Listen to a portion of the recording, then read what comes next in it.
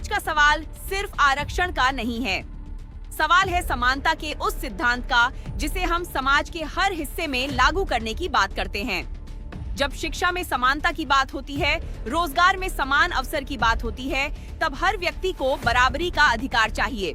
लेकिन सवाल तब उठता है जब यही बात मंदिरों में पुजारी बनने के अधिकार पर लागू करने की मांग की जाती है। तो क्या मंदिरों में भी समान अवसर नहीं होना चाहिए? कुछ लोगों का तर्क है कि मंदिर में वही व्यक्ति पुजारी बने जिसे वेदों और धार्मिक परंपराओं का पूरा ज्ञान हो। ठीक है, अगर ज्ञान ही पुजारी बनने की सबसे बड़ी योग्यता है, तो फिर सवाल सीधा है, क्यों न मंदिरों में पुजारी बनने के लिए बाकायदा परीक्षा हो? जो वेद, मंत्र, पूजा पद्धति और धार्मिक नियमों की परीक्षा पास करे, उसे पुजारी बनने का अवसर मिले, फिर चाहे वह किसी भी जाति से आता हो। क्योंकि अगर शिक्षा और योग्यता के आधार पर डॉक्टर, इंजीनियर, शिक्षक और अधिकारी बनने की व्यवस्था हो सकती है, तो पुजारी बनने के लिए भी योग्यता की खुली परीक्षा क्यों नहीं हो सकती? और सबसे बड़ा सवाल, अगर किसी दलित या पिछड़े व्यक्ति को मंदिर में पुजारी बनने की इच्छा है, तो उसकी योग्यता का फैसला उसकी जाति देखकर क्यों हो?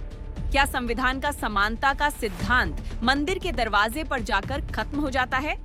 अगर कोई व्यक्ति वेद पढ़ता है, धार्मिक शिक्षा हासिल करता है और परीक्षा पास करता है, तो सिर्फ उसकी जाति के कारण उसे पुजारी बनने से रोकना क्या वास्तव में समानता कहलाएगा?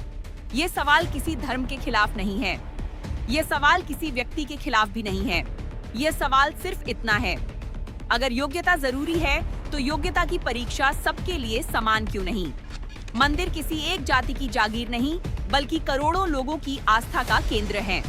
इसलिए मांग यह हो सकती है कि पुजारी बनने की प्रक्रिया पारदर्शी हो, धार्मिक शिक्षा सबको उपलब्ध हो और जो निर्धारित योग्यता पूरी करे उसे अवसर मिले। क्योंकि समानता की बात अगर शिक्षा और रोजगार में होती है, तो समानता का सिद्धांत धार्मिक संस्थानों में अवसर के सवाल पर भी चर्चा के योग्य है। अब फैसला समाज को करना है, क्या पुजारी बनने का आधार जन्म होना चाहिए या योग्यता? क्या मंदिरों में भी समान अवसर की व्यवस्था होनी चाहिए? अपनी राय कमेंट में जरूर बताइए।